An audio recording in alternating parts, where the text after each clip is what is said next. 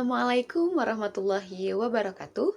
Perkenalkan, nama saya Hasna Yulistina. Saya merupakan mahasiswi psikologi semester 3 di Universitas Insan Cita Indonesia. Video kali ini dibuat untuk memenuhi salah satu tugas ujian akhir semester pada mata kuliah Industrial and Organizational Psychology. Oke, di video kali ini saya akan membahas tentang bagaimana cara untuk merancang program pengembangan karyawan berdasarkan job analysis. Nah, teman-teman tahu nggak sih atau pernah dengar nggak sih apa itu job analysis atau analisis pekerjaan? Mungkin kedengarannya sangat teknis sekali begitu ya. Padahal teman-teman tahu nggak sih kalau job analysis ini adalah salah satu aspek yang sangat penting untuk membantu organisasi dalam mengembangkan karyawan mereka loh. Nah, di video kali ini kita akan membahas bagaimana sih caranya job analysis digunakan untuk proses pengembangan karyawan. Tapi sebelum masuk ke sana, kita pasti harus mengetahui dulu dong apa sih yang dimaksud dengan job analysis atau analisis pekerjaan.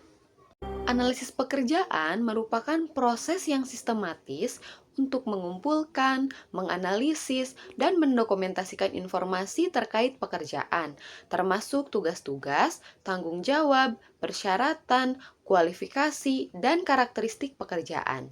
Sehingga hal ini dapat membantu dalam memberikan pemahaman yang mendalam tentang apa yang diperlukan untuk melakukan pekerjaan dengan lebih baik. Selanjutnya, apa saja sih langkah-langkah yang bisa kita gunakan untuk menyusun proses pengembangan karyawan berdasarkan job analysis ini? Langkah yang pertama yaitu kita harus mengidentifikasi kebutuhan karyawan. Nah, langkah yang pertama, organisasi ini harus paham mengenai kebutuhan dari setiap posisi. Misalnya, untuk seorang manajer proyek, mereka perlu banget nih menguasai manajemen waktu, komunikasi, dan software seperti Microsoft Project. Nah, dengan mengidentifikasi kebutuhan karyawan ini, perusahaan bisa loh merancang pelatihan yang tepat sesuai dengan kebutuhan karyawan. Langkah yang kedua, yaitu kita perlu merancang pengembangan materi pelatihan.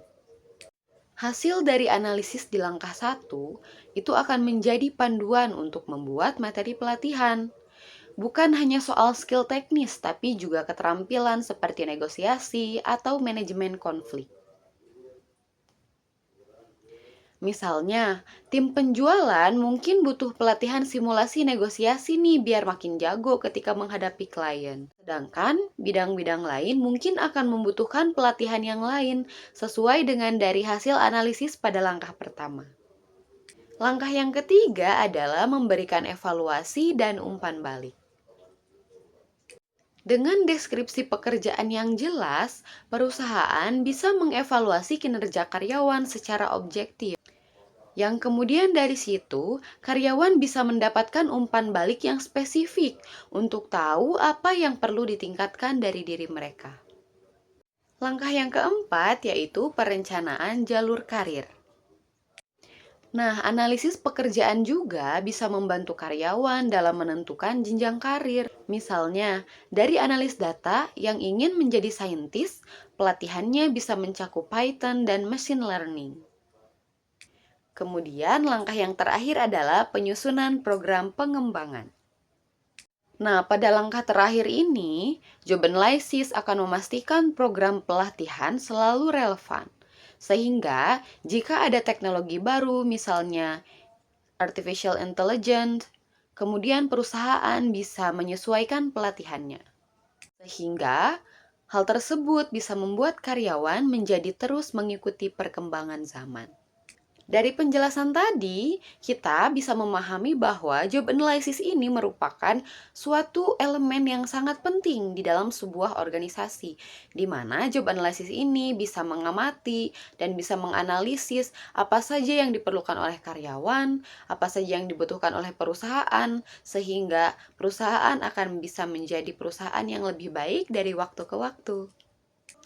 Nah, jadi itu dia 5 langkah yang bisa kita gunakan untuk menyusun program pengembangan karyawan berdasarkan job analysis.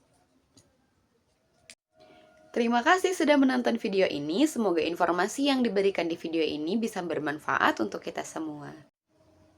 Saya Hasna Yulistina, pamit undur diri. Mari tumbuh bersama UICI. Yakin, usaha, sampai. Wassalamualaikum warahmatullahi wabarakatuh.